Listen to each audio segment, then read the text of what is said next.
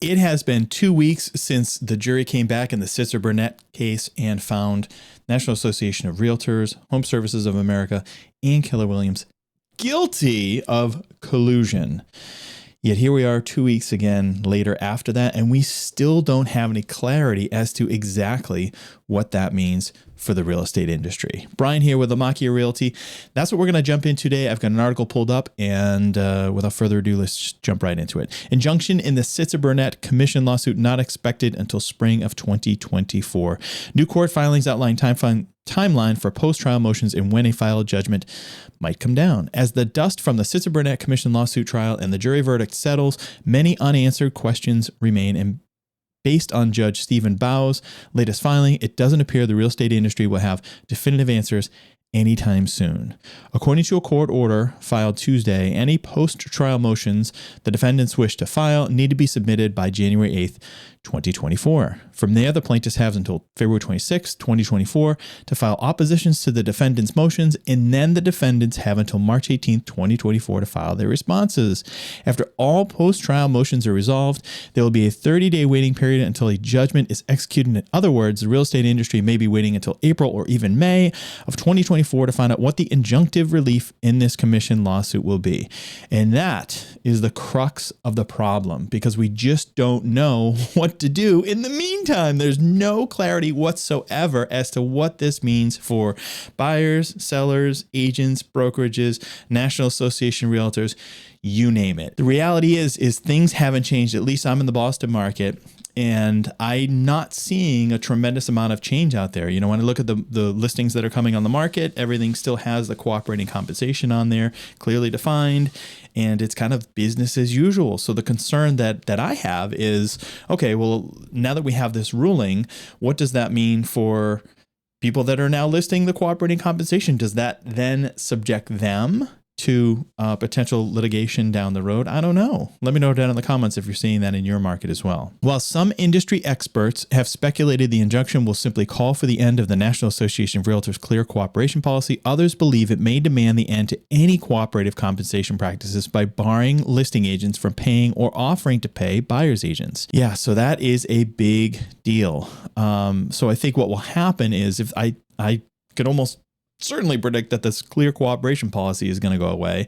And I think what will happen is sellers will, instead of the listing agent offering some type of compensation to a buyer's agent, the seller will have to do it directly. And there may be some sellers out there that don't actually offer any type of compensation to a buyer's agent. And that's how this whole thing started in the first place. But what they will find is that, at least in the short term, the ones that do not offer that buyer broker compensation, they are going to get far fewer buyers coming into the property, and it's going to sell for less compared to one that they are offering some type of incentive to either the buyer themselves or some type of buyer agent. Despite the lengthy timeline, defendant Keller Williams remains optimistic. We have strong grounds for appeal and are focused on next steps.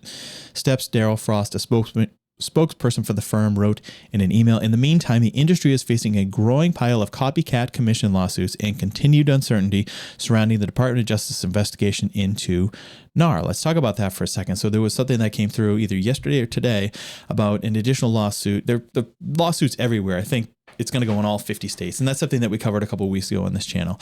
And it's happening, as you can see.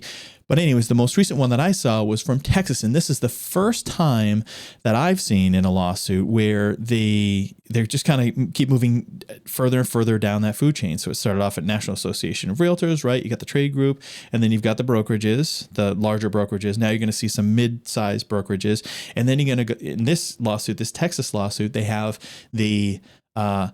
a team, like a brokerage team. And then within that team, they have an individual team leader identified as a defendant on that lawsuit. So it keeps going down and down and down. And this is the first time that I've seen this type of approach going against an agent. And ultimately, that's what I think most people in the real estate industry are concerned about. Like, if there are judgments against brokerages and the National Association of Realtors, who pays for it? Where does that money come from? Because I'm a realtor and I'm paying dues into the National Association of Realtors. So is now the money that I'm putting into National Association of Realtors, is that money going to simply settle lawsuits.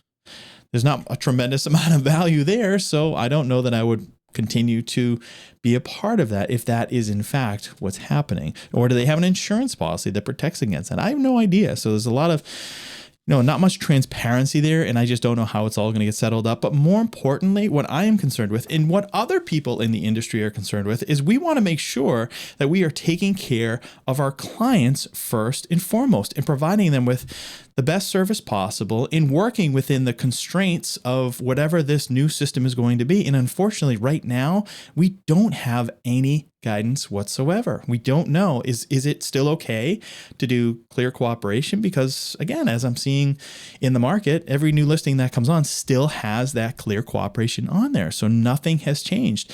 Are we now subjecting ourselves to future litigation because we haven't changed anything on our end? I just don't know. And it's concerning. It's concerning for me, and I know a lot of my colleagues as well. Speculation has also swirled around the settlement agreements that Anywhere and RE/MAX reached in the Sitzer-Burnett, Moeller, and No Select lawsuits. A preliminary hearing is set for November 20th when at least some answers might be known. So this is interesting. So now what they're saying is the two that settled, RE/MAX and Anywhere, they're now going to go after them again because they think that they settled for too little. So they did the math, both RE/MAX and Anywhere, and said, I think RE/MAX was like 50 million and Anywhere was 80 million, or maybe vice versa. But anyways, they were looking at, they did the math initially and said, well, even if we win, it could potentially be less expensive just to settle than it would be to actually go to trial. And looking back at it, obviously that was the right decision because the jury awarded a $1.78 billion settlement, which is significantly more than the $130 million that these two will be responsible for paying. So anyways, lots of moving pieces here. We are in a state of flux. Nobody knows what's going on. It's kind of like just business as usual until someone tells us otherwise. So let me know down in the comments if you're seeing some significant changes in your market. If you're a real estate agent, are you seeing changes in your market? Are you seeing more listings come on that actually have a 0 in there for cooperating compensation, or something else that you're seeing is a seller offering a direct incentive? I don't know. I'm just not seeing it yet. Will that change in the next 6 months when we actually have some guidance from this judge out in Missouri? Probably. But until then, I don't know. I don't know what's going to happen. And I don't know how to best serve my clients and making sure that I am setting them up for success, because ultimately that is our goal. That has always been our goal. It's not collusion. This is such like a cash grab. It's just very frustrating for agents because this couldn't be further from the truth. But hopefully, something good comes out of the appeal process, and we are able to walk back some of this stuff. But for now, we're just kind of working in this gray area, and we just don't have much guidance other than just to kind of continue to do what we're doing. Anyways, that's all I have for today. If you did enjoy the video, make sure you hit the like button, maybe subscribe to the channel, and we'll see you in the next one. Thanks for watching. Take care.